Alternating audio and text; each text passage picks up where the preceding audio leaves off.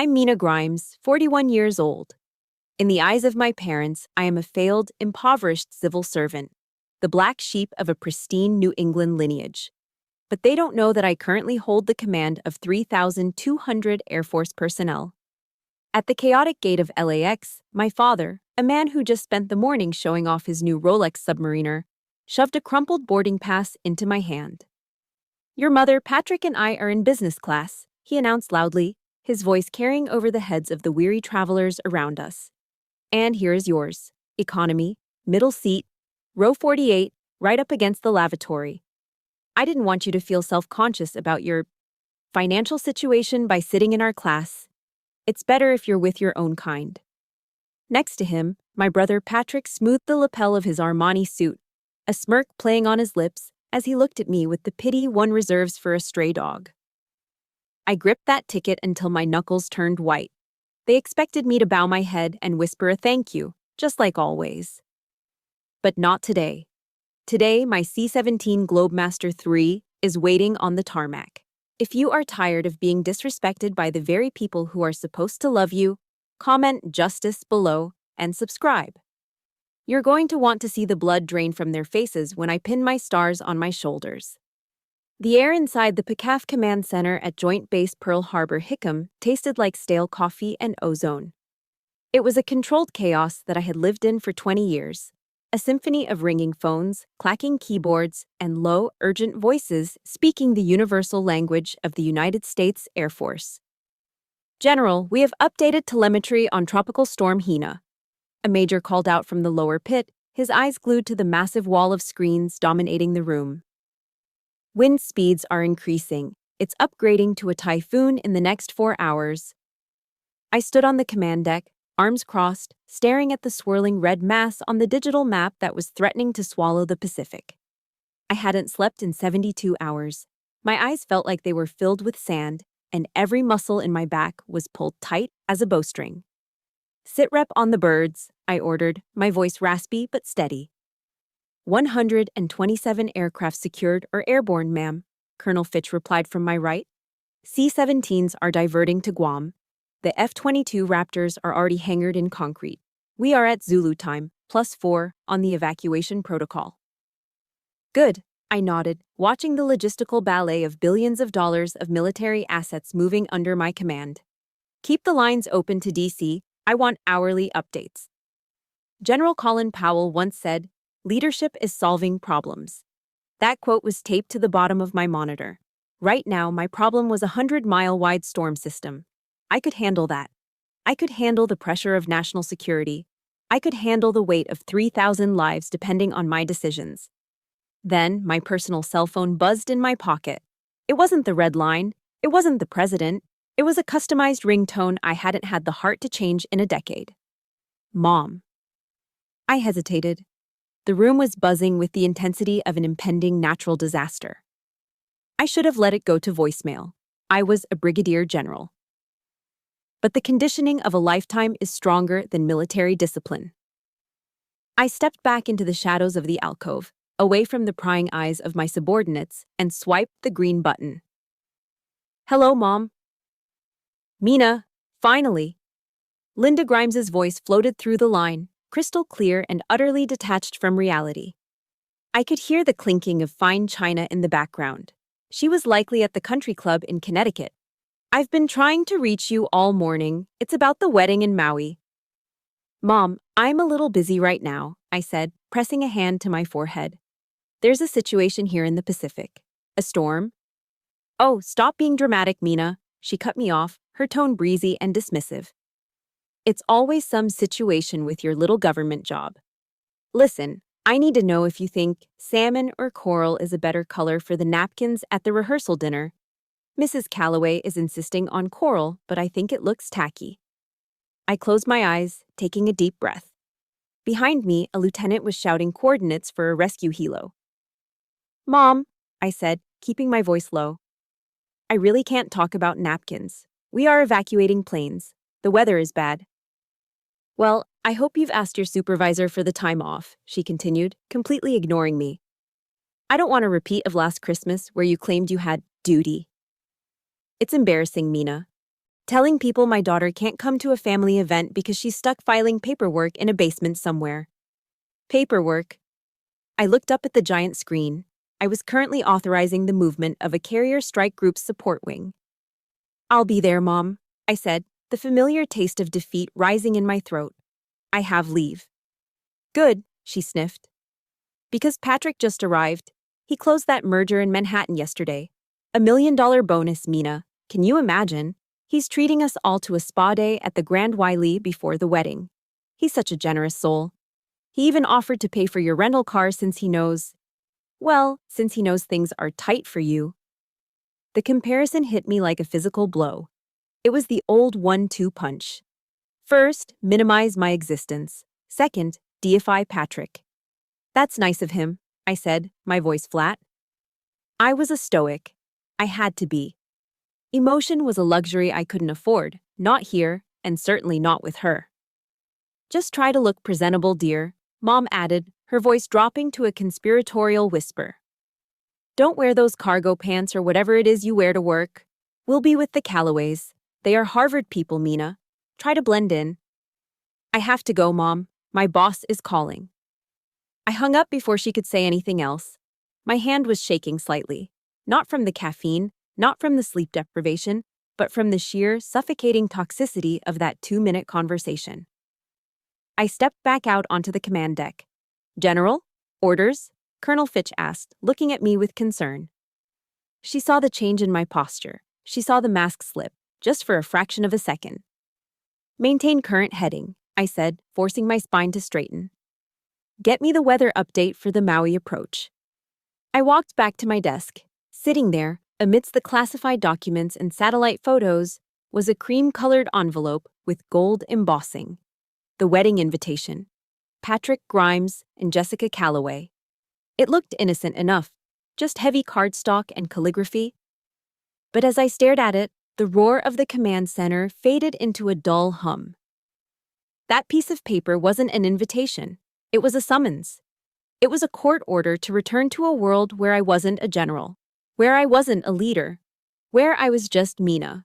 The disappointment, the charity case, the invisible child sitting in the shadow of the golden sun. I picked it up, feeling the expensive texture under my rough, calloused fingertips. I had faced enemy fire in the Middle East. I'd landed planes on runways bombed into Swiss cheese. But the thought of getting on that plane to meet them terrified me more than the typhoon raging outside. General. Fitch pressed again. I shoved the invitation into my pocket, burying it deep. I'm here, I said, though I wasn't sure if I was lying. Let's get these birds on the ground. My quarters on the base were sparse. I didn't keep much, a habit learned from 2 decades of being deployed at a moment's notice. But in the back of my small, standard-issue closet, hanging inside a garment bag that smelled faintly of cedar and pride, was my mess dress. I unzipped the bag slowly. The midnight blue fabric caught the dim light of the room. It was the most formal uniform in the United States Air Force. It wasn't just clothing. It was a biography woven in thread. The silver braid on the sleeves, the cummerbund, the miniature medals that clinked softly against each other. Each one represented a time I had survived, led, or excelled. The Legion of Merit, the Bronze Star. To anyone else, this uniform commanded instant silence and respect. To my family, it was a Halloween costume. It was a reminder that their daughter had chosen to be a government grunt instead of a trophy wife. My hand hovered over the silver stars on the shoulder boards. Touching them triggered a memory so vivid I could almost smell the expensive scotch my father liked to drink. I was 18 years old. It was a humid afternoon in our Connecticut living room. I had just sprinted home from the mailbox, waving a thick envelope stamped with the Department of Defense seal. Dad! Mom! I had shouted, bursting onto the patio. I got into the academy. The United States Air Force Academy, USAFA. It was harder to get into than Harvard. It was 4 years of hell in Colorado Springs that would forge me into an officer. I expected hugs. I expected champagne. Robert Grimes didn't even look up from his Wall Street Journal. He just took a sip of his iced tea, the ice cubes clinking with a sound that suddenly felt very cold. The Air Force, he said, his voice dripping with disappointment. Mina, we talked about this. There's a perfectly good community college 20 minutes away. You could study art history. You could meet a nice young man from a good family. But Dad, this is a full scholarship. It's service. It's honor, I pleaded, my heart sinking into my sneakers. It's a place for men, Mina, he said, finally looking at me with eyes that were tired of my ambition. Who is going to want to marry a woman who wears combat boots? You're ruining your prospects. That was the beginning. The divide started there, a hairline fracture that would eventually become a canyon. Over the next 4 years, the comparison game began. While I was in the mountains of Colorado, learning how to survive in the wilderness with nothing but a knife and a parachute cord, my brother Patrick was getting his MBA at Wharton. Every phone call home was a monologue about Patrick. Patrick got an A in microeconomics, Mom would chirp. He's going to be a titan of industry. I wanted to tell her that I had just passed my solo flight check in a T-38 Talon, breaking the sound barrier at 30,000 feet. But I knew she wouldn't care. To them, Patrick was building wealth. I was just playing soldier. But the memory that stung the most, the one that made my hand tremble as I touched my uniform now, was from Patrick's engagement party 3 years ago. It was a black tie affair at a rented estate in the Hamptons. I had flown in from a deployment in Germany, exhausted, jet-lagged, but happy to see them. I was a lieutenant colonel then. I was managing a logistics budget of $40 million. I was responsible for the movement of assets that exceeded the GDP of small nations. I was wearing a simple navy cocktail dress. It was elegant, understated, and something I had bought with my own money. I was standing by the punch bowl when my Aunt Jaime, Mom's sister and chief enforcer of the family snobbery, cornered me. Mom was right behind her, clutching her pearls. Mina, sweetie, Aunt Jaime cooed, looking me up and down with a mixture of pity and distaste. It's so brave of you to come. Brave? I asked, confused. It's my brother's engagement party. We know things are tough, Mom whispered, leaning in close so the other guests wouldn't hear. She pressed something into my hand. It was cold and dry. I looked down. It was a crumpled $100 bill. What is this? I asked, feeling my face flush hot. For your wardrobe, dear, Aunt Jaime said loud enough for the nearby waiter to hear. We know the military pays peanuts. We didn't want you to feel embarrassed standing next to Jessica's bridesmaids. Go buy yourself something. Less off the rack for the wedding. Don't let people know how much you're struggling. I stood there, frozen. I wanted to scream. I wanted to pull out my bank statement. I wanted to tell them that I made more than enough to buy this entire party if I wanted to. But I didn't. Because in the Grimes family, love was conditional. And the condition was that I remained the charity case so they could feel benevolent. This is the reality so many of us face. We work twice as hard to be half as respected by the people who share our DNA. If you have ever felt small in the presence of those who should build you up, please hit that like button right now. And drop a comment below with just one word: respect. Let's show the world that we know our own worth, even if our families are blind to it. I looked at the crumpled bill in my memory, and then back at the crisp uniform hanging before me. The temptation to wear this mess dress to Patrick's wedding in Maui was overwhelming. Imagine walking into that reception wearing my rank, my medals, my achievements displayed in silver and gold. It would be a nuclear bomb. It would force them to acknowledge me. But it would also ruin the day. It would make me the villain. Look at Mina, they would say.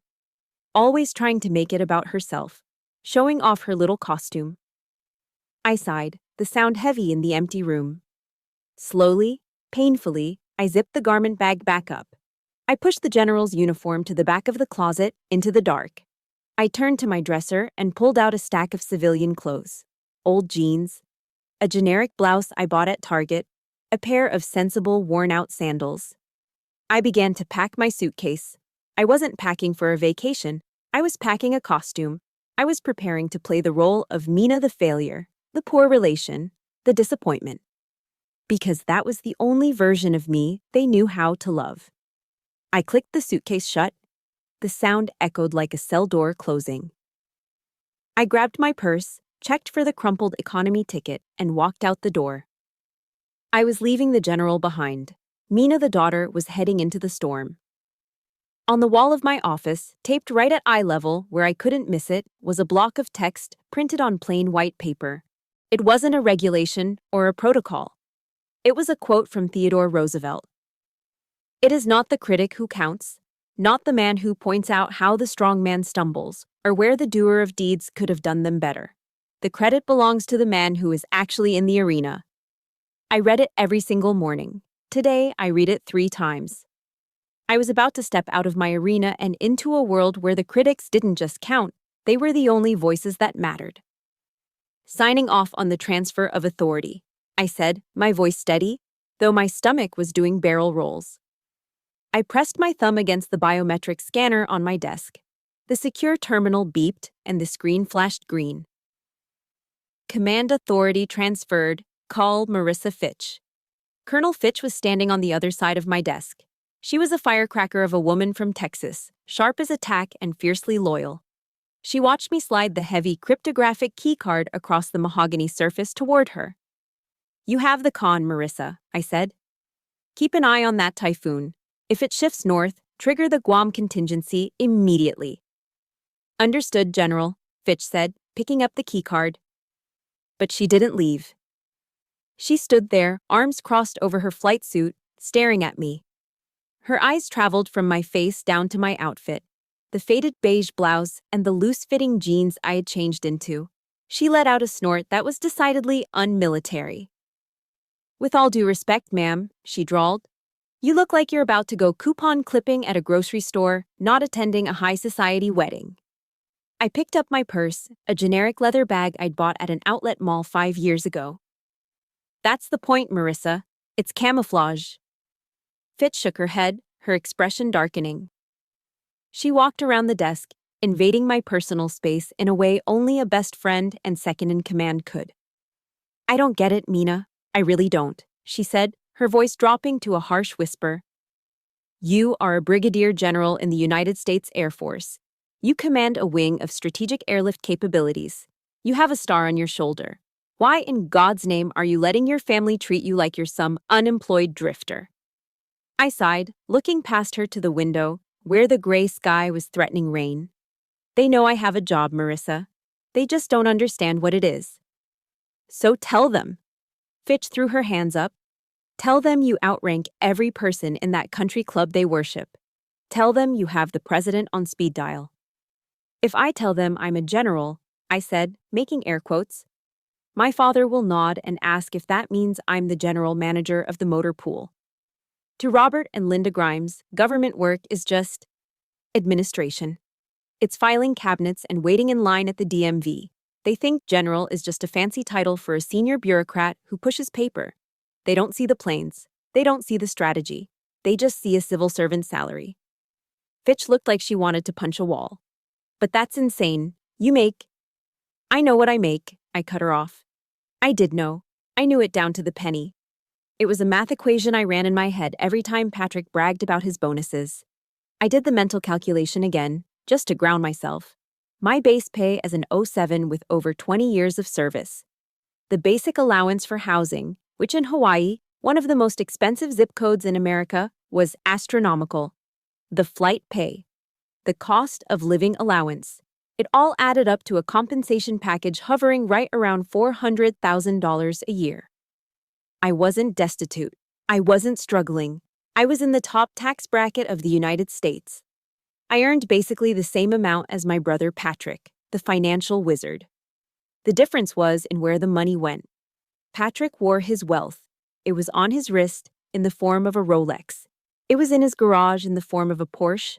It was in the Hermes Birkin bags he bought his fiancée to prove his worth. My wealth was invisible. It was in my diversified investment portfolio that I never talked about. It was in the college funds I'd secretly set up for my nieces. And mostly, it was in the checks I wrote every month to the Wounded Warrior Project and the Air Force Aide Society. Last year, I donated $50,000 to build housing for homeless veterans. Patrick spent $50,000 on a membership to a golf club in the Hamptons. We were not the same. "I don't need them to know about the money, Marissa," I said softly. I use my money for things that matter.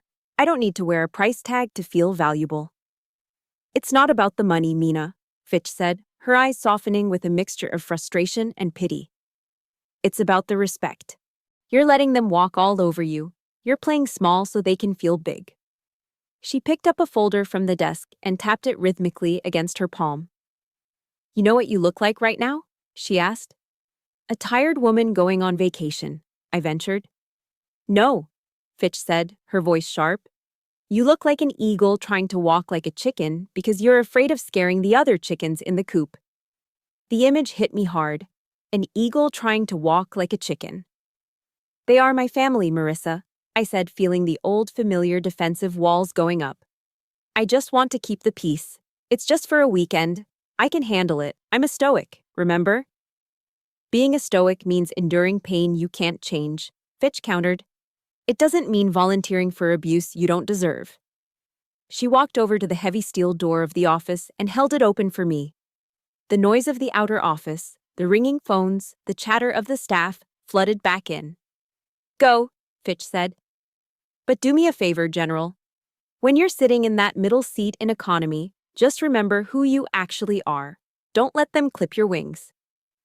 I adjusted my purse strap, feeling the weight of the civilian costume settling on my shoulders. It felt heavier than my rucksack ever did. I'll see you in 3 days, Colonel, I said. Keep my birds safe. I always do, she replied.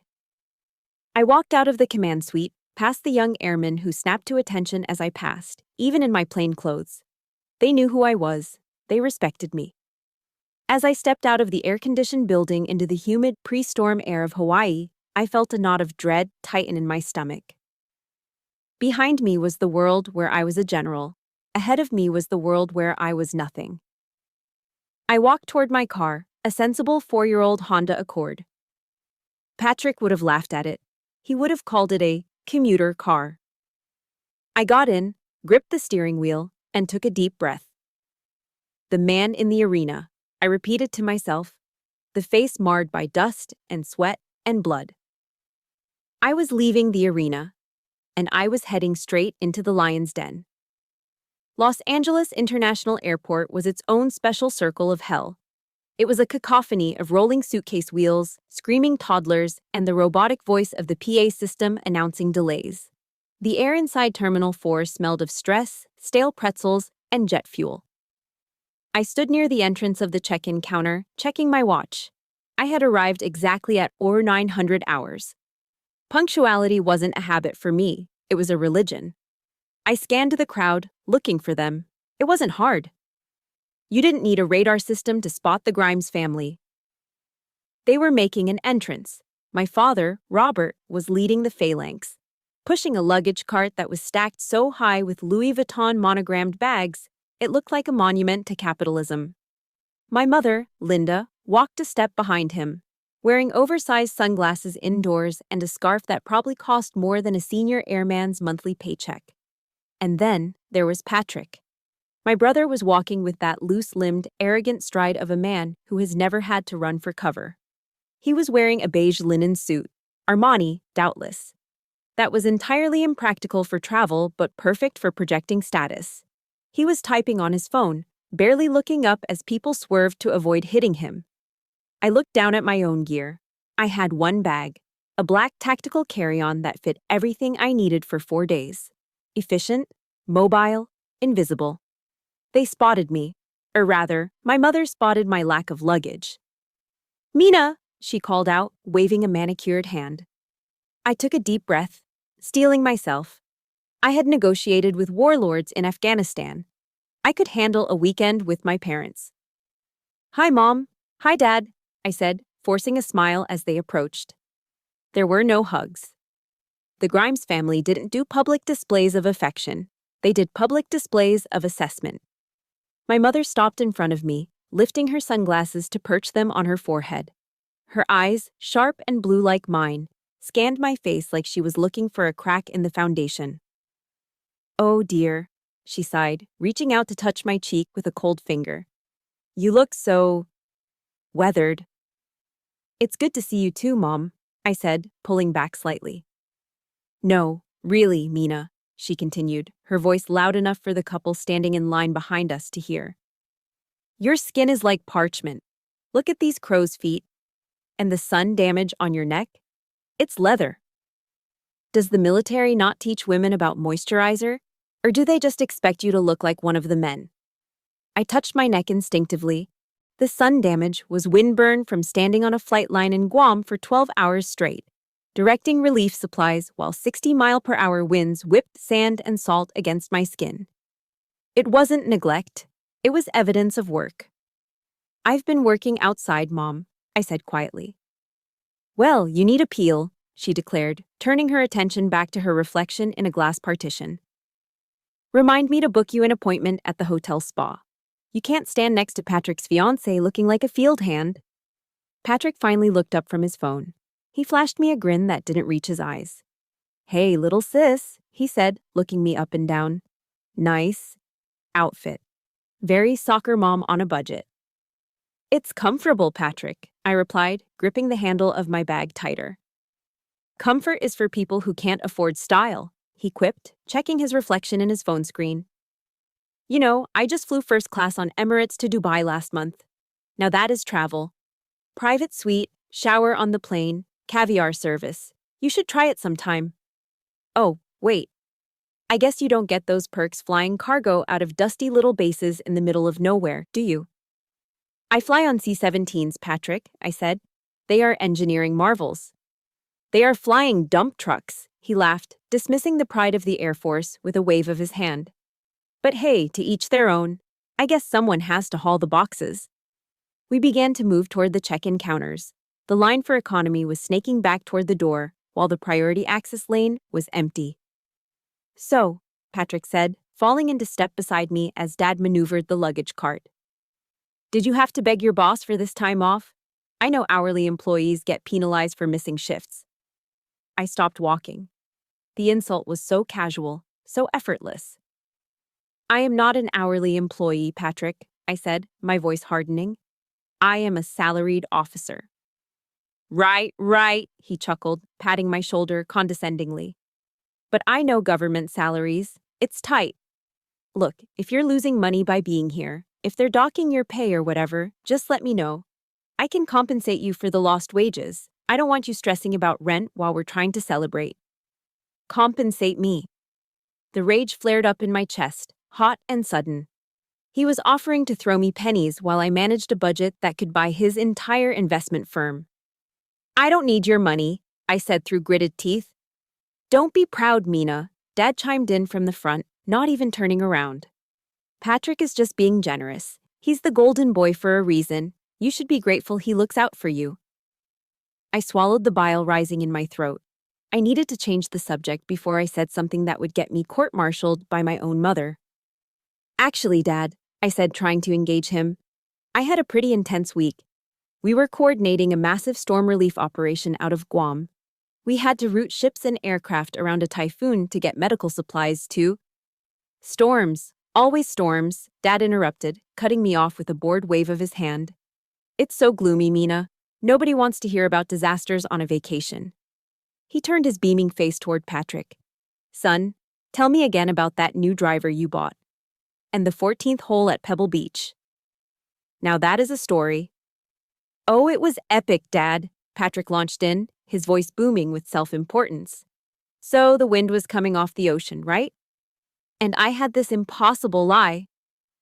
I stood there, surrounded by the noise of the terminal, feeling completely silenced. I had just saved thousands of lives. I had outmaneuvered a typhoon. But in the Grimes family hierarchy, my heroism was boring. Patrick's golf game was legendary. I looked at their backs as they walked toward the first-class check-in, leaving me trailing behind with my single bag. They didn't even look to see if I was following. They assumed I would. I always did. I was the satellite orbiting their sun, dark and cold and necessary only to show them how bright they shone. But as I watched Patrick gesture expansively, knocking into a passerby without apologizing, a thought crystallized in my mind. Enjoy the show, Patrick, I thought, because the curtain is about to drop. I adjusted my grip on my bag and followed them into the lion's den. The overhead speaker chimed with that familiar, cheerful tone that always precedes a stampede. Ladies and gentlemen, we are now ready to begin pre-boarding for Flight 294 to Maui. We welcome our first class and Diamond Medallion passengers to board at this time through the priority lane. The air around Gate 42 shifted. It was a physical division of humanity. On the left, the velvet rope was unhooked for the elite. On the right, the tired masses in Zone 5 shifted their backpacks and sighed, preparing for the long wait. My father, Robert, clapped his hands together. It was a sharp, authoritative sound that made my mother jump slightly. "All right, troops, that's us," he announced, beaming as if he had personally piloted the plane to the gate. He reached into the inner pocket of his blazer and pulled out a thick envelope. My heart hammered against my ribs. I knew what was coming. I had prepared myself for it. I told myself I didn't care about legroom or hot towels. I was a soldier. I could sleep on a cargo pallet strapped to a Humvee. I could handle a coach seat. But it wasn't about the seat. It was about the gesture. Dad pulled out the boarding passes like a magician revealing cards. "Linda, darling," he said, handing a crisp, stiff card to my mother. "Row 2, window, away from the galley so you can nap." "Oh, thank you, Robert," Mom cooed, tucking it into her Chanel purse. "Patrick," Dad continued, handing the next one to my brother. "Row 3, aisle. I know you like to stretch out those legs, and I ordered you the scotch you like." Patrick took the ticket, flicking it with his thumb. "Nice. Thanks, Dad. I'll see if I can get some work done before we hit the island." Dad took the third ticket for himself. "And I'm right next to your mother." Then, his hand went back into the envelope. It came out empty. He patted his pockets, acting out a little pantomime of forgetfulness that felt rehearsed. "Ah, right," he said. He reached into his back pants pocket, the place where you keep receipts and use tissues, and pulled out a piece of thermal paper. It was crinkled. It had been folded and unfolded. He held it out to me. "Here you go, Mina." I took it. The paper felt thin and cheap between my fingers. I looked at the numbers printed in bold black ink. Seat 48B. Row 48. The very back of the plane. The fuselage narrowed back there, and B, the middle seat. I looked up at him, unable to keep the shock off my face. "Dad, this is the last row." "Is it?" He feigned surprise, peering at the ticket over his reading glasses. "Oh, yes. So it is. Well, you know how busy the flights are these days." "But Dad," I said, my voice barely a whisper. "You bought 3 first-class tickets. We booked this trip months ago." The smile on his face didn't falter, but his eyes changed. They lost their warmth and took on that pitying, patronizing glint that I hated more than anything in the world. He stepped closer, putting a heavy hand on my shoulder. He squeezed it, not in affection, but in a way that felt like he was holding me down. "Mina, sweetheart," he said, his voice dropping to a loud whisper, meant for an audience. "I did this for you." "For me?" I repeated, dumbfounded. "Yes," he explained slowly, as if talking to a slow child. "I didn't want you to feel uncomfortable. Think about it. If you sat up front with us, well, it's just not your world, is it? The champagne, the service, the luxury. I know how tight things are for you on your government salary. I didn't want you to sit there feeling self-conscious, worrying about how you don't fit in with that level of lifestyle." He gestured vaguely toward the back of the plane, toward the tunnel where the economy passengers would soon herd. "Back there," he said, "you'll be with your own kind, regular folks, people who understand the value of a dollar. You won't have to pretend to be something you're not. It's better this way. You'll feel a sense of belonging." I stood frozen. The noise of the terminal faded into a high-pitched ringing in my ears. He hadn't just cheaped out. He had segregated me. He had weaponized a plane ticket to remind me of my place in the family hierarchy. The back of the bus. The servants' quarters. Patrick leaned in, checking his reflection in the glass of the boarding door. He chuckled, a low, wet sound. "Don't worry, sis," he smirked, adjusting his collar. "If the flight attendants give us warm cookies, I'll wrap one up in a napkin and bring it back to you. If you're a good girl, I'll save you dessert." He winked. Something inside me fractured. It wasn't a break. It was a release. It was the sound of the final cable snapping on a bridge that had been swaying in the wind for 40 years. I looked at the crumpled piece of paper in my hand. Seat 48B, right next to the lavatory. For 6 hours, I would smell the chemicals and hear the flush of the toilet squeezed between two strangers while my family clinked crystal glasses 50 feet away. I know I am not the only one who has felt this sting. That moment when your family goes out of their way to remind you that you are less than, that you don't deserve a seat at their table. If you are feeling this rage with me right now, smash that like button. And please comment justice below. Let me know you're ready to see the tables turn. My hand trembled. I wanted to tear the ticket into confetti and throw it in his face. I wanted to scream that I commanded billion-dollar assets, but I didn't. Not yet. At that exact second, my phone buzzed in my other hand. I looked down. The screen lit up with a message from Colonel Fitch. From KOL Fitch 0912 Zulu. Storm. Update. Typhoon. Hina shifted north. The corridor is open. My bird is fueled and wheels up in 30 mics. The pilot says he has an empty jump seat in the cockpit with your name on it. You want a lift, General? I stared at the screen. My bird. A C-17 Globemaster III. 4 Pratt & Whitney engines. A flying fortress that could carry an Abrams tank. I looked at the crumpled ticket in my left hand. Row 48B. I looked at the text message in my right hand. The cockpit. I looked up at my father, who was turning away, ready to present his priority ticket to the gate agent. He thought the conversation was over. He thought he had put me in my box. A cold, calm clarity washed over me.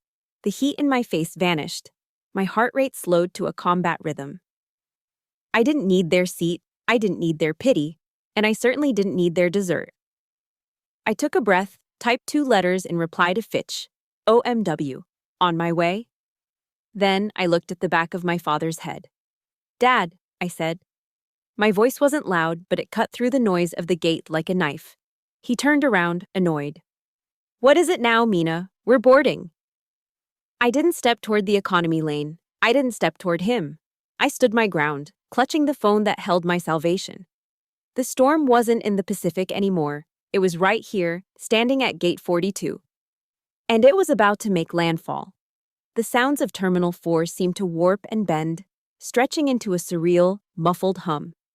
The only thing that felt real was the piece of thermal paper in my hand and the cold, hard weight of the decision sitting in my chest. For 41 years, I had held on to scraps like this. I had held on to the backhanded compliments, the conditional love, the charity that came with a price tag of humiliation. I had accepted my seat at the kids' table. I had accepted the role of the grateful, lesser sibling. But the storm had shifted, and so had I. I looked at my father's expectant face. He was waiting for me to nod, to shrink, to shuffle off toward the economy line like a good little soldier. He was waiting for the submission. I opened my hand. I didn't crumple the ticket. I didn't tear it. I simply relaxed my fingers and let gravity take over. The boarding pass for seat 48B fluttered down. It did a little pirouette in the air, light as a feather, before landing face up on the dirty, gray airport carpet, right next to the polished toe of my father's Italian loafer. The silence that followed was louder than a jet engine. I don't need this, Dad, I said. My voice was calm. It wasn't the voice of his daughter. It was the voice of a commanding officer giving a final briefing. I don't need the seat, and I don't need the lesson. My father blinked, staring at the paper on the floor as if I had just dropped a live grenade. He looked up, his face reddening with a mixture of confusion and rising anger. Mina, pick that up, he snapped, his voice dropping an octave into that tone he used when I was a teenager. Don't be dramatic. You're making a scene. Yeah, seriously, Patrick chimed in, stepping forward aggressively. He looked around at the other passengers, offering an apologetic shrug before turning his glare back to me. What is wrong with you? Dad spends hundreds of dollars to get you a ticket, and you throw it on the floor? You are such an ungrateful brat. Just get on the plane, Mina. Stop trying to make everything about you. It's not about me, Patrick, I said, meeting his eyes. For the first time in my life, I didn't feel small looking at him. I felt bored. It's about standards. Standards? My mother let out a shrill, disbelief-filled laugh. You're wearing a blouse from a discount rack and you're talking about standards? Honey, look at yourself. You're embarrassing us. Pick it up, Dad commanded, pointing a shaking finger at the floor. Now, or you can swim to Maui for all I care. I didn't move. I didn't blink. I just watched them. They looked so small suddenly. 3 people obsessed with their luggage and their legroom, thinking they owned the world because they had a platinum medallion status. No, I said. Before Patrick could unleash the tirade of insults I could see building behind his eyes, the atmosphere in the terminal shifted. It started with a sound. From the direction of the TSA priority checkpoint, the secured diplomatic lane that was closed to the public, came the heavy, rhythmic thud of boots. Not the shuffling of tourists in sneakers, but the synchronized, hard-soled cadence of military precision. Clack, clack, clack. The crowd near the checkpoint began to part. People stopped dragging their suitcases. Heads turned. The murmur of conversation died down, replaced by the hush that always accompanies a display of true power. My family turned to look, annoyed by the distraction. Walking toward us was a phalanx of 3. Leading the V formation was a woman who looked like she had been carved out of steel and excellence. It was Captain Elisa Rouse, my aide de camp. She wasn't wearing her flight suit today. She was wearing her service dress blues. The jacket was tailored to perfection, hugging her shoulders without a wrinkle. The silver U.S. insignia on her lapels caught the terminal lights. Her ribbon rack, a colorful grid of commendations, sat perfectly aligned above her left pocket. Her hair was pulled back in a bun, so tight it defied physics. Flanking her on either side were 2 security forces airmen. They were giants, 6'4", broad-shouldered, wearing immaculate operational camouflage patterns, with black berets pulled low over their eyes. They moved with the lethal grace of predators, their eyes scanning the perimeter, creating a moving bubble of security that pushed the civilians back without them saying a word. "Who is that?" Mom whispered, clutching her purse. "Is it a politician?" "Probably some VIP," Patrick sneered, though he stepped back instinctively. "Show-offs." They weren't looking at the VIP lounge. They weren't looking at the first-class line. They were walking straight toward us. The crowd parted like the Red Sea. The 2 security forces airmen stepped out to the sides, creating a physical barrier between the public and the space where we stood. One of them gently but firmly extended an arm to hold back a businessman who had drifted too close. Captain Rouse didn't break stride until she was exactly 3 paces away from me. She ignored my father. She didn't even glance at Patrick, who was standing there with his mouth slightly open, looking like a confused toddler in an expensive suit. She looked directly at me. Her expression was stone. It was the face of the United States Air Force. Then, with a snap that echoed off the high ceilings of the terminal, she brought her heels together. The sound was like a gunshot. Crack. In one fluid, practiced motion, she raised her right hand. Her fingers were stiff, aligned perfectly, the tip of her middle finger touching the corner of her eyebrow. A salute? It wasn't a casual wave. It was a render of honors. It was a gesture of absolute, unwavering subordination and respect. The terminal had gone completely silent. Even the PA system seemed to pause. Captain Rouse held the salute, her eyes locked on mine. She wouldn't drop it until I returned it. That was the protocol. She was waiting for the superior officer. I slowly shifted my weight. I let my shoulders drop, shedding the posture of the beaten-down daughter and assuming the stance that I had earned through 20 years of blood and sacrifice. I raised my hand and returned the salute, crisp and sharp. "Captain," I said, dropping my hand. She cut her salute instantly, snapping back to the position of attention. "Ma'am." Her voice was clear, authoritative, and loud enough to be heard 3 gates away. "General Grimes." The words hung in the air. General Grimes. My father dropped the boarding passes. They scattered on the floor next to my economy ticket. "General?" My mother squeaked, the word sounding foreign on her tongue. Captain Rouse didn't acknowledge them. She kept her eyes fixed on me. "The flight plan has been filed, General," Rouse reported, her tone professional and urgent. Sitrep on Typhoon Hina shows a clean corridor. The C-17 is fueled and prepped on the tarmac. The crew is standing by for your arrival.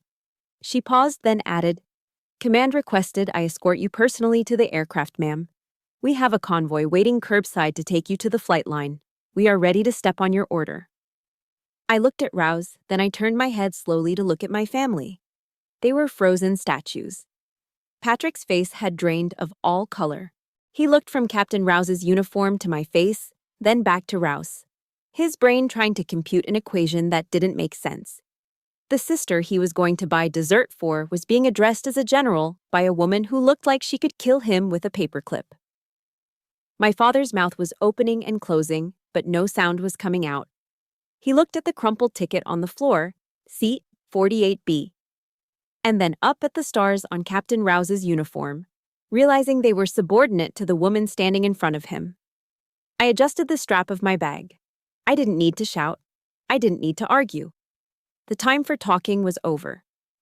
Very good, Captain, I said, my voice cool and detached. Let's go. I have a plane to catch.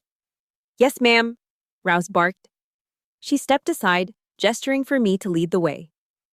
The two security forces giants turned, creating a protective phalanx around me. I took one step, then stopped. I turned back to my father one last time. He was staring at me with a look of absolute terror. You guys enjoy the flight, I said, gesturing vaguely to the commercial airliner outside the window. I hear the cookies in economy are delicious. I turned my back on them. I walked through the corridor of stunned onlookers, flanked by my soldiers, the sound of our boots drowning out the pathetic protests of the family I was leaving behind. Mina, stop this nonsense right now.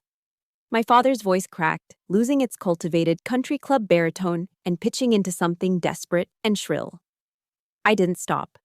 I kept walking, my boots clicking in perfect rhythm with the heavy thud of the security forces' airmen flanking me. But Patrick, fueled by a lifetime of entitlement and the sudden, terrifying loss of control, jogged around the human wall of security to block my path. The two giant airmen tensed instantly, their hands twitching toward their belts. Stand down, I murmured softly. They held their ground but didn't tackle him. Patrick stood in front of me, his face flushed a blotchy red that clashed with his expensive linen suit. He was panting slightly, his eyes darting from Captain Rouse to me, trying to find the punchline of the joke. What is this? Patrick demanded, gesturing wildly at my entourage.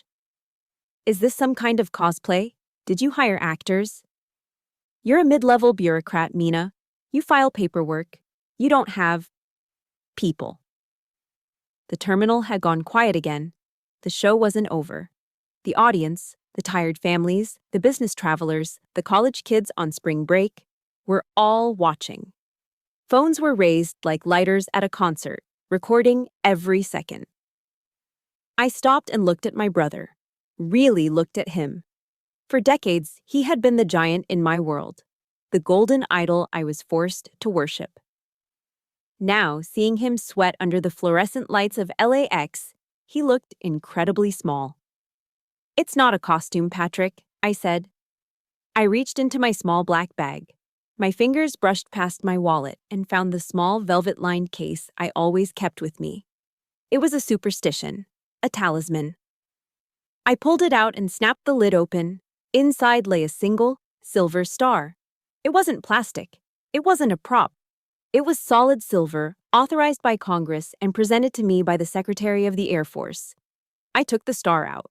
With slow, deliberate movements, I pinned it onto the collar of my discount rack blouse. It caught the overhead lights, gleaming with a cold, hard brilliance that made the diamonds on my mother's fingers look like broken glass.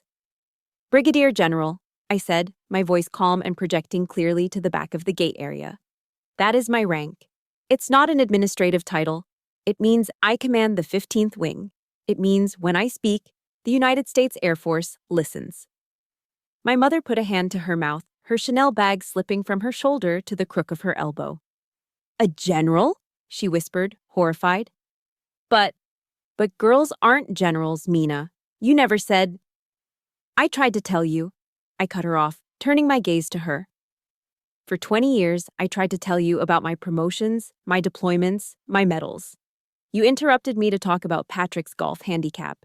You told me my stories were boring, so I stopped telling them. Patrick let out a scoff, trying to regain his footing. He pointed a shaking finger at Captain Rouse. Okay, fine, so you got a promotion. Big deal. But this? He waved at the scene. Private security?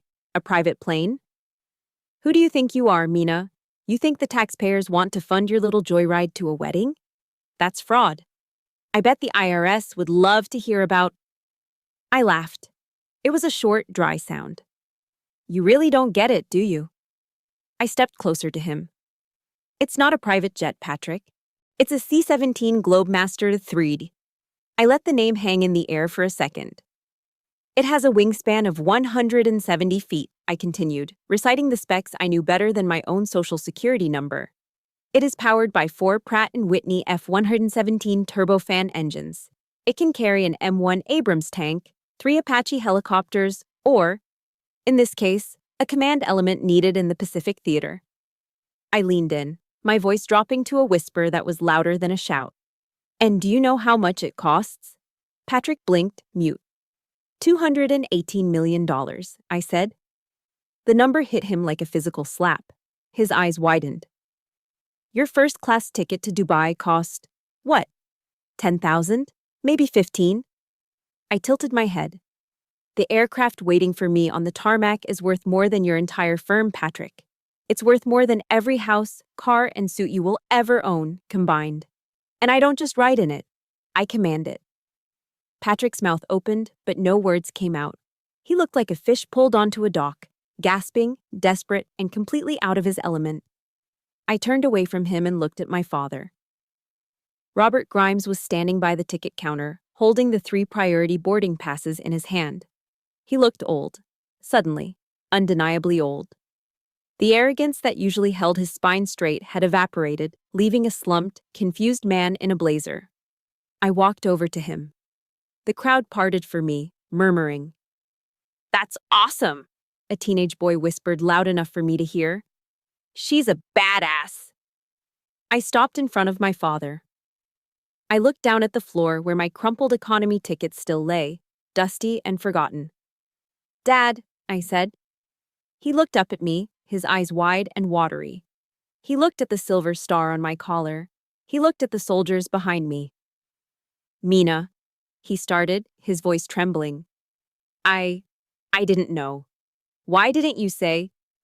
You said you wanted me to be with my own kind, I said, quoting his words from 5 minutes ago.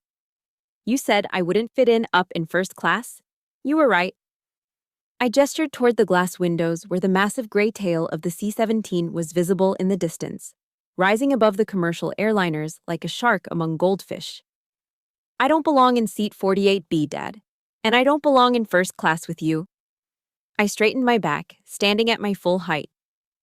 I belong in the cockpit, I said. I belong in the sky. That is where my kind lives. For a second, nobody moved. Then, somewhere from the back of the economy line, a woman started clapping. Then a man joined in. Then the teenagers. Within seconds, the gate area erupted.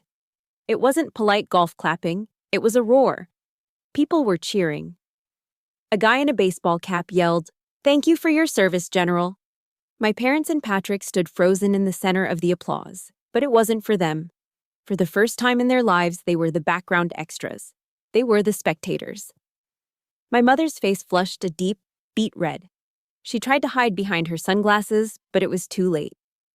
Patrick looked down at his shoes, unable to meet the eyes of the people who were laughing at his earlier arrogance. I didn't smile. I didn't wave. This wasn't a performance for me. It was a correction of the record. Let's move out, Captain, I said to Rouse. Yes, ma'am. We turned and marched toward the exit doors that led to the tarmac shuttle. As the automatic doors slid open, letting in the smell of jet fuel and freedom, I didn't look back. I left the Grimes family standing in the ruins of their own ego, clutching their first-class tickets that suddenly seemed worth less than the paper they were printed on. The vibration of a C-17 Globemaster III is different from a commercial airliner. It doesn't hum. It growls. It is a low, guttural thrum of raw power that resonates right through the floorboards and into your bones. To most people, it's noise. To me, it's a lullaby. I sat in the jump seat behind the pilot and co-pilot, wearing a headset that blocked out the roar of the four Pratt & Whitney engines outside. The cockpit was a sanctuary of switches, dials, and illuminated screens.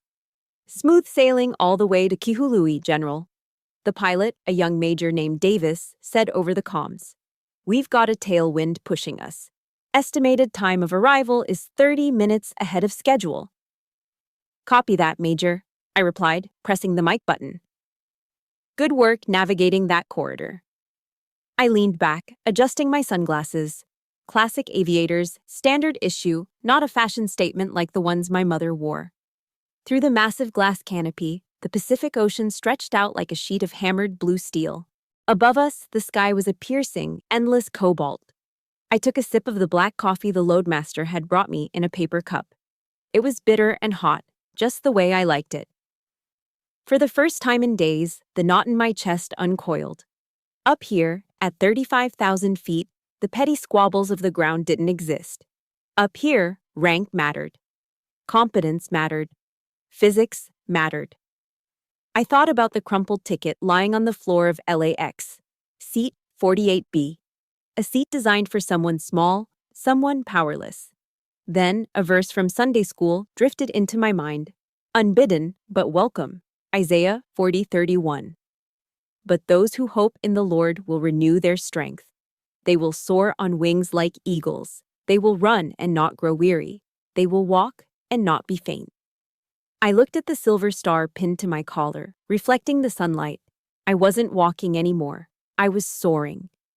But while I found peace in the stratosphere, the atmosphere was drastically different 5 miles to our west and 2,000 feet below us. Flight 294 was a flying pressure cooker. The first-class cabin of the commercial airliner was supposed to be an oasis of luxury, but for the Grimes family, it was a torture chamber upholstered in leather. Robert Grimes stared out the window, watching the clouds drift by. He hadn't spoken a word since takeoff. His glass of complimentary champagne sat untouched on the tray table, the bubbles going flat.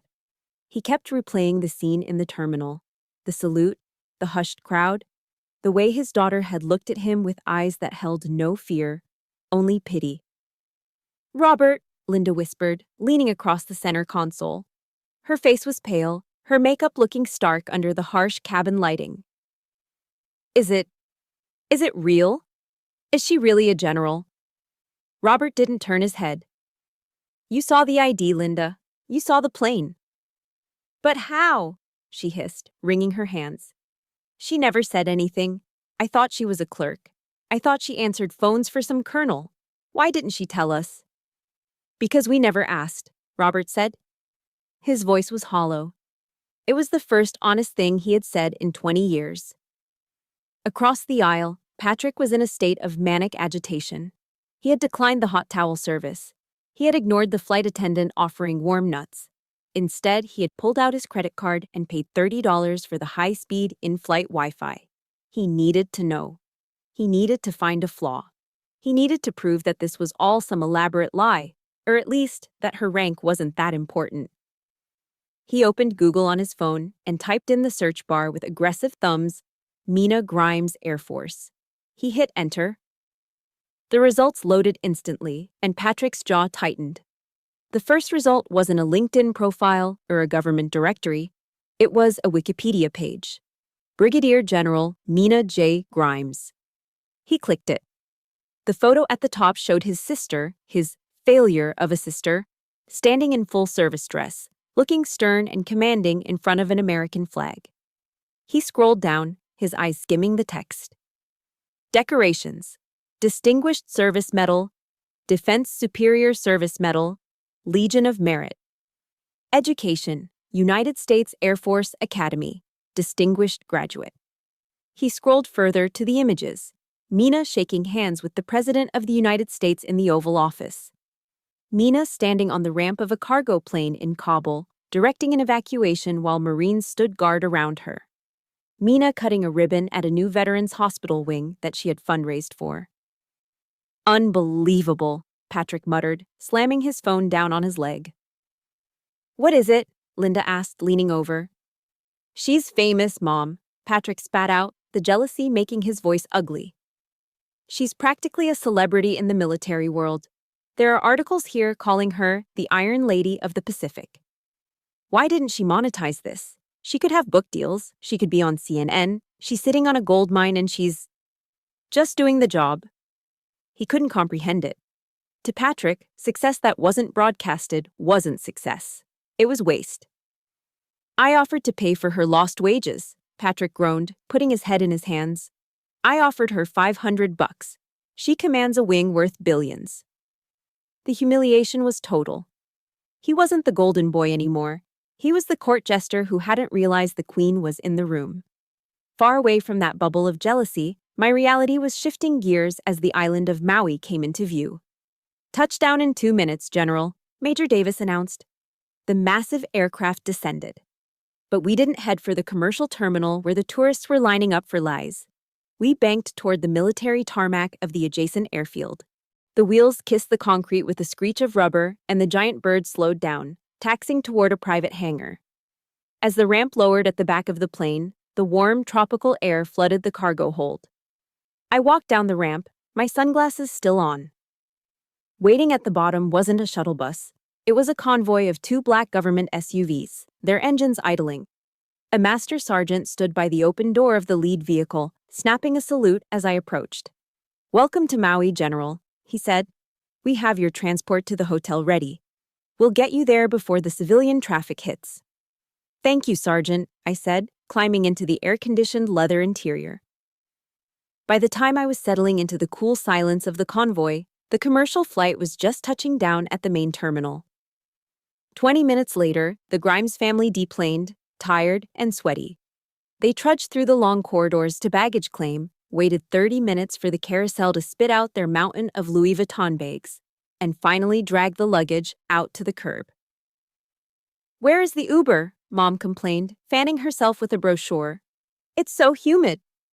"I'm trying," Patrick yelled, staring at his phone. "The app is surging. It's a 40-minute wait for an XL, and the price is insane." "Well, call a taxi," Dad snapped, wiping sweat from his forehead. "Look at the line, Dad." Patrick pointed. The taxi line snaked around the block. There were at least 50 people ahead of them. They stood there, miserable, in their expensive clothes, inhaling the exhaust fumes of the buses. Suddenly, sirens chirped. The traffic officer blew his whistle, stopping the flow of taxis and pedestrians. Make a hole! Official convoy coming through." A pair of police motorcycles roared past, lights flashing. Behind them, 2 sleek black SUVs with tinted windows glided through the traffic like sharks cutting through water. They didn't stop. They didn't wait. They moved with purpose and authority. In the back seat of the lead SUV, for just a split second, a silhouette was visible. A woman with short blonde hair and sunglasses looking straight ahead, calm and cool. "Was that?" Mom started, squinting. "Yeah," Patrick said, his voice quiet and defeated. "That was her." The SUVs disappeared around the bend, heading toward the luxury resorts, while the Grimes family stood on the curb, waiting for a taxi that wasn't coming, holding their luggage and their bruised egos in the sweltering heat. The reception lawn at the Grand Wailea was a masterclass in American excess. Torchlights flickered against the darkening Maui sky, casting long dancing shadows over the tables draped in white linen and coral silk, the very color my mother had argued about on the phone just days ago. A string quartet played a soft, unrecognizable version of a pop song near the open bar, struggling to be heard over the clinking of crystal and the roar of the Pacific Ocean crashing against the beach nearby. I stood near the edge of the patio, holding a glass of sparkling water. I wasn't wearing my uniform. I had chosen a floor-length, navy blue gown. It was simple, structured, and unadorned by sequins or lace. It was the kind of dress that didn't scream for attention, yet somehow it demanded it. Since arriving, I hadn't said a word about my rank. I didn't have to. The rumor mill had done the work for me. I could feel the eyes on me. Guests I had never met, cousins from the bride's side, business partners of my father, were stealing glances, whispering behind their champagne flutes. The words general and private plane floated through the humid air like pollen. Is that her? A woman in a pink dress whispered loudly a few feet away. Patrick's sister. I heard she landed at the military base with a police escort. Yeah, her husband replied, looking at me with a nod of respect. She runs the whole airlift wing out here. Heavy hitter. I took a sip of water, feeling a calm amusement. For years, I had stood in the corners of rooms like this, feeling like the furniture. Tonight, I was the centerpiece. Mina. I turned. Patrick was approaching, a glass of scotch in his hand. He was wearing a white dinner jacket that made him look like a yacht captain in a bad movie. His face was tight, his smile plastered on with sheer force of will. You're causing a scene, he muttered, leaning in close so the nearby guests wouldn't hear. Everyone is asking about you. It's Jessica's day, you know, not the Mina show. I'm just standing here, Patrick, I said mildly. I haven't even made a toast. Well, try to blend in, he hissed. And don't bring up the plane again. It makes Dad look bad. Before I could respond, a hush fell over the group standing near the head table. A man was moving through the crowd, and he was cutting through the social strata like an icebreaker. It was Admiral Thomas Calloway, Jessica's father. He was a legend in the Navy before he retired. A 3-star vice admiral who had commanded fleets in the Persian Gulf. He was a man my father was desperate to impress, a man Patrick was terrified of. Admiral Calloway was tall, with a shock of white hair and a face weathered by decades of salt spray and command. He walked past the line of groomsmen. He walked past my father, who had started to extend a hand for a greeting. He walked right past Patrick, the groom, his own son-in-law. He stopped directly in front of me. The string quartet seemed to fade away. Patrick stood there, his glass halfway to his mouth, frozen. Admiral Calloway didn't offer me a limp social handshake. He extended a hand that felt like a block of oak. General Grimes, he boomed, his voice gravelly and warm. I heard you hitched a ride on a C-17 to get here, beating the storm. I took his hand, meeting his gaze firmly. Yes, Admiral. Necessity is the mother of invention, and the 15th Wing was heading this way for the Guam contingency anyway. Outstanding, Calloway grinned, a genuine expression that lit up his eyes. I worked with the 15th back in '04. Best logistics team in the Pacific. It's good to finally meet the officer keeping that machine running. Your reputation precedes you, General. Thank you, sir, I nodded. And congratulations on the wedding. Jessica looks beautiful. Patrick, realizing he was becoming invisible at his own wedding, stepped forward, practically elbowing his way into the circle. Yes, isn't she? Patrick said loudly, flashing his salesman smile.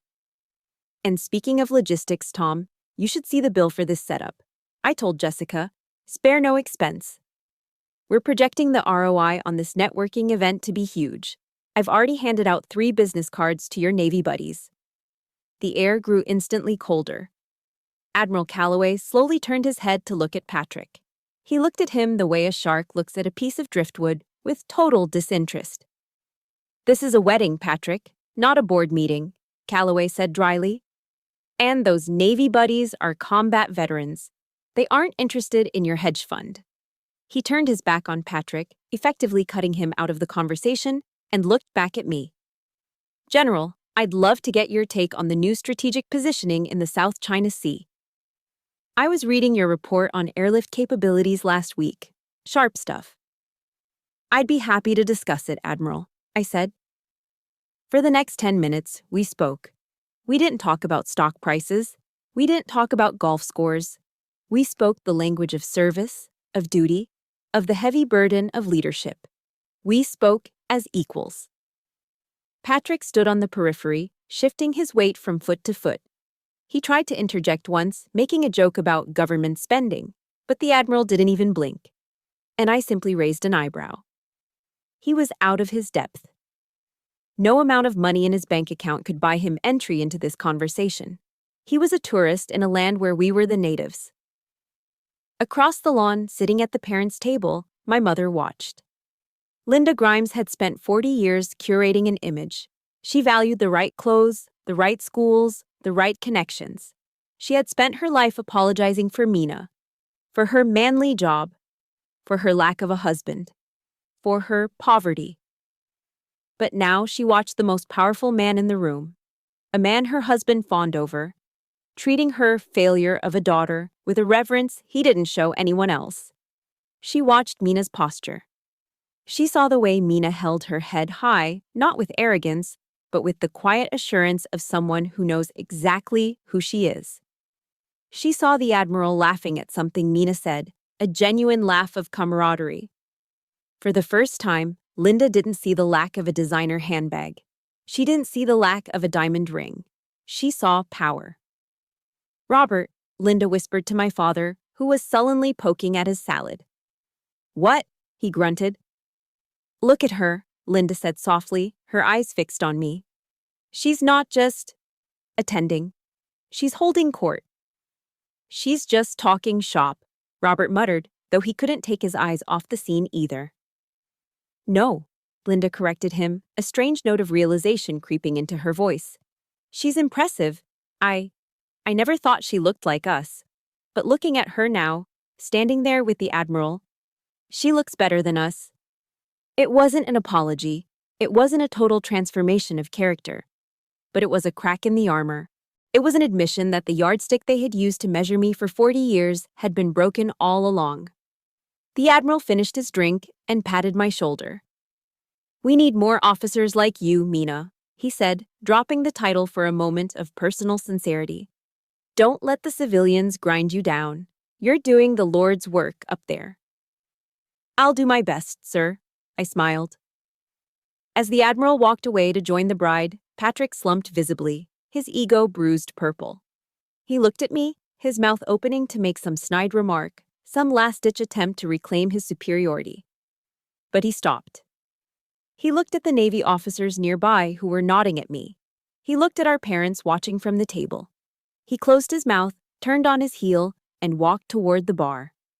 I stood alone under the tiki torches, listening to the ocean. I took another sip of my water. It tasted better than any champagne they could have served. I had walked into the lion's den, and the biggest lion of them all had bowed. The reception had finally wound down. The Grand Wailea returned to its expensive tranquility, leaving only the rhythmic sound of the Pacific Ocean crashing against the shore. I stood on the balcony of my hotel room, barefoot on the cool tiles, holding a cup of tea. I watched the moonlight cut a silver path across the dark water, finally feeling the adrenaline of the last 24 hours begin to ebb. The sliding glass door of the adjacent suite opened. The smell of a cigar drifted over the privacy divider. "Mina." It was my father. "I'm here, Dad," I said, not turning around. He leaned against the railing. For a long time, he didn't speak. He just smoked, looking out at the darkness. When he finally spoke, his voice lacked its usual booming authority. It sounded smaller. "You were impressive tonight," Robert Grimes said. "Admiral Calloway thinks the world of you. He told me I must be very proud." "And what did you say?" "I said I was," he replied. And then I realized, I haven't said those words to you in a long time, maybe ever. I turned to face him. Illuminated by the amber balcony light, my father looked old. Not distinguished, just tired. "I'm sorry, Mina," he said, rusty and awkward. "About the ticket, about the seat, I misjudged the situation." I listened to the words. 10 years ago, they would have made me cry with gratitude. Tonight, I heard the subtext. He wasn't apologizing because he hurt me. He was apologizing because he had been embarrassed in front of the Admiral. He was trying to fix his own ego. "I accept your apology, Dad," I said calmly. Relief washed over his face. He immediately reached into his dinner jacket and pulled out his checkbook. His universal solution to every problem. "I want to make it right," he said, clicking his pen. "Let me write you a check. For the difference in the ticket price. Or a vacation. First class, just you. My treat." It was tragic. He didn't know any other language but money. "Put the checkbook away, Dad," I said. "But I want to help." "I don't need your money," I said, my voice steady.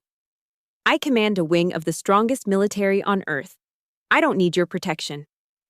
I stepped closer to the railing. I don't need anything from you, Dad, except one thing. The next time you talk about me to your friends, or to Mom, or to Patrick, don't talk about what I don't have. Talk about who I am. I'm not Mina the disappointment. I'm General Grimes. If you can respect that, we're good. If you can't, then we'll just see each other at Christmas. He looked stunned. Slowly, he slid the checkbook back into his pocket. General Grimes, he repeated, testing the weight of the title. He nodded. Okay, I can do that. Good night, Dad. I stepped back inside and locked the door. I had drawn a line in the sand, and for the first time, I didn't step back. 3 weeks later. The air in my office at Joint Base Pearl Harbor Hickam was cool and smelled of ozone. The wedding felt like a lifetime ago. My secure phone rang. New York area code. This is General Grimes. Hey, it's Patrick. I paused. Patrick never called. Hello, Patrick. Everything okay? Yeah, no. His voice sounded tinny and exhausted. The salesman bravado was gone. I just wanted to say, you were right. About what? About everything, he sighed. I looked up your salary, then I looked up your command responsibilities. I felt like an idiot.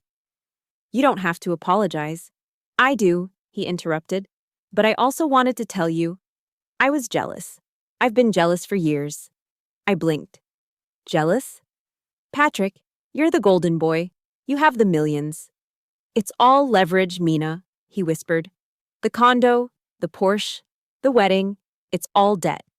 I'm leveraged to the hilt to keep up this image. Every day I wake up terrified the market will turn and I'll lose it all. He let out a dry, bitter laugh. I looked at you at the wedding, no jewelry, driving a Honda. But you looked so solid. You actually are who you say you are. I'm just playing a character in a suit. And I hated you because you were real and I was just expensive. For years, I had envied him. Now I only felt a distant compassion. You can change, Patrick, I said. You don't have to play the role. Maybe, he said. Anyway, I'm proud of you, sis. For real. Thanks, Patrick. I hung up. The silence in the office felt heavy, but good. It was the weight of truth. I opened the top drawer of my desk. Inside lay my challenge coins and a few personal mementos. I reached into my pocket and pulled out a scrap of paper. It was smoothed out now, but the deep creases where my father had crumpled it were still visible. The boarding pass. Seat 48B. Economy. I didn't throw it away. I placed it gently in the drawer, right next to the velvet box containing my Legion of Merit medal. They belonged together. The medal was who I was. The ticket was a reminder of where I would never allow myself to be put again. It was the scar that proved I survived the wound. Forgiveness didn't mean forgetting. It meant remembering the lesson without carrying the pain. I closed the drawer with a soft click. General. Captain Rouse stood at the door with a clipboard. The squadron is prepped. The birds are fueled. We're waiting on your signature to launch. I picked up my pen and looked out the window at the flight line, where the gray giants were waiting for me. Let's go fly, I said, smiling. I signed the paper with a flourish. Mina J. Grimes, Brigadier General, USAF, and that was enough. That was my journey, but I know so many of you are fighting similar battles right now. Maybe you don't command a C-17, but make no mistake. You are a general in your own life. You are surviving storms nobody else sees. So, here is my final order for you. Don't let anyone, not even your family, convince you that you belong in the back row. You belong in the cockpit. If this story gave you strength, please subscribe to the channel so we can fight these battles together. And drop a comment below with the words, I am the pilot, to claim your power today. Let's fly high.